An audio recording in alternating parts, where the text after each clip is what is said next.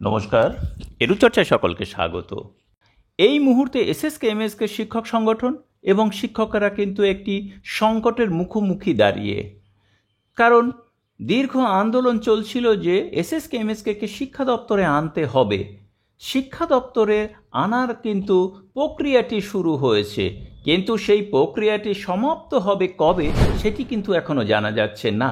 যতক্ষণ পর্যন্ত না এই প্রক্রিয়াটি শেষ হচ্ছে ততক্ষণ পর্যন্ত কিন্তু এই এসএসকেএমএসকে সংকট কাটবে না। তারপরে গোদের ওপর বিস্ফোরার মতো এসে দেখা দিয়েছে একটি কেস। কেননা একটি সংগঠন তারা কেস করবে বলে অগ্রসর হয়েছে এবং সেই মতো তারা কিন্তু প্রচারও চালাচ্ছে। আর বাকি যে কটি সংগঠন রয়েছে, আমি আলাদা করে কোনো সংগঠনের নাম নিচ্ছি না, সেই সংগঠন কিন্তু সেই কেসকে কেন্দ্র করে ঘুরপাক খেয়ে মরছে। কারণ একটাই, যে তারা বিরোধিতা করছে কেস করা যেন না হয় এবং কেউ কেস করবেন না। একেবারেই সঠিক কথা, কেস করলে যে এসএসকেএমএসকে ভালো হবে সেটা নাও হতে পারে। তো আমি এই প্রসঙ্গটাতে যাচ্ছি না, আমি যাচ্ছি সেই প্রসঙ্গেই যে প্রতিটি সংগঠনের কাছে আমার একটাই অনুরোধ যে এই মুহূর্তে শুধুমাত্র কেস কেন্দ্রিক আবর্তিত না হয়ে একটু সামনের দিকে তাকান। কেননা দীর্ঘদিনের দাবি ছিল এসএসকেএমএসকে শিক্ষা দপ্তরে আনতে হবে এবং শেষ পর্যন্ত কিন্তু শিক্ষা দপ্তরে আনার প্রক্রিয়াটি শুরু হলেও সেটি কতদূর গিয়ে পৌঁছেছে সেটি বিষয়ে কিন্তু এখনও জানা যাচ্ছে না। কেননা সরকারের দাবি মেনে যে সমস্ত শিক্ষক 60 অপশন গ্রহণ করেছেন তারা কিন্তু এই মুহূর্তে একটি দুশ্চিন্তার মধ্যে রয়েছেন। কেননা 65 অপশন নিয়ে যারা রয়েছে তাদের দুশ্চিন্তা নেই, কেন তারা সামনের দিকে এগোচ্ছে যে 65তে সমস্ত দাবি তারা আদায় করবে, সেটি আন্দোলন করেই হোক বা কেস করে হোক। আমি এই প্রসঙ্গে যাচ্ছি না, কিন্তু যে সমস্ত শিক্ষক সংগঠন 60-এর জন্য সওয়াল করেছিলেন এবং তাদের দিকে তাকিয়ে যে সমস্ত শিক্ষক 60 অপশন গ্রহণ করেছেন তাদের জন্য কিন্তু এই মুহূর্তে আগে আপনাদের ভাবা উচিত যে সমস্ত শিক্ষক 60 অপশন নিয়েছে তারা পার্শ্ব শিক্ষকের মর্যাদায় উত্তীর্ণ হলো কিনা সেটি দেখা। এবং এই মুহূর্তে যদি তারা কোনো লেটার না পান যে তাদের পার্শ্ব শিক্ষকের মর্যাদায় উন্নীত করা হলো, তাহলে তাদের মনে কিন্তু একটা সন্দেহ দেখা দেবে। এবং সেই কারণেই সরকারপন্থী সংগঠন যারা রয়েছেন তাদের কাছে আমার অনুরোধ, হয় শিক্ষামন্ত্রীর সঙ্গে দেখা করে নতুবা আধিকারিকদের সঙ্গে দেখা করে এই ব্যাপারটিকে কিন্তু দ্রুত ফয়সালার একটা ব্যবস্থা করুন।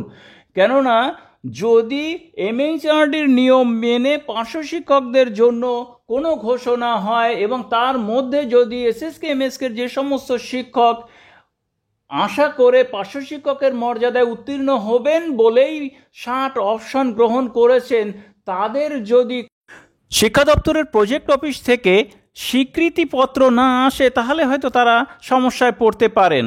তাই সংগঠনের কাছে আমার আবেদন, যে সমস্ত শিক্ষক 60 অপশন নিয়ে রয়েছেন তাদের এই মুহূর্তে যে সমস্যা দেখা দিয়েছে সেই সমস্যার সমাধানে সচেষ্ট হন। কেননা 60-দের সমস্যার যদি সমাধান না হয় তাহলে কিন্তু 65-দের সমস্যার সমাধানও আপনারা করে উঠতে পারবেন না। আর শিক্ষকদের কাছে কিন্তু আপনাদের এই সংগঠনের বিশ্বাসযোগ্যতায় চির খাবে।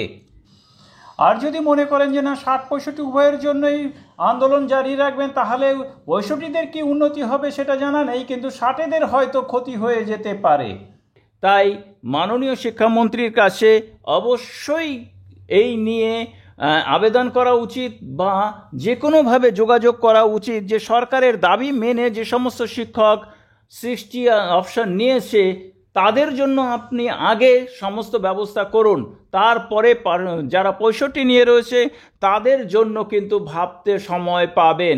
কারণ মাননীয় শিক্ষামন্ত্রী কিন্তু বলেছে যারা 60 অপশন নেবে এবং তাদের জন্য এই সুযোগ থাকবে, আর যারা 65 নিয়ে থাকবে তাদের জন্য কোনো এই মুহূর্তে সুযোগ থাকছে না।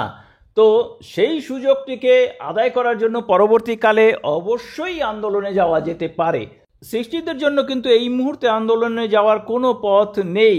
তাই আলোচনার মাধ্যমেই কিন্তু তাদেরকে এই অনুমতিপত্র, অর্থাৎ তারা যে পার্শ্ব শিক্ষকের মর্যাদায় উত্তীর্ণ হয়েছে সেই পত্রের ব্যবস্থা করতে হবে। অথবা স্বীকৃতিপত্র ছাড়াই তারা যে নতুন দপ্তরের অধীনে পৌঁছে গেছে তার নিশ্চয়তা প্রদান করতে হবে।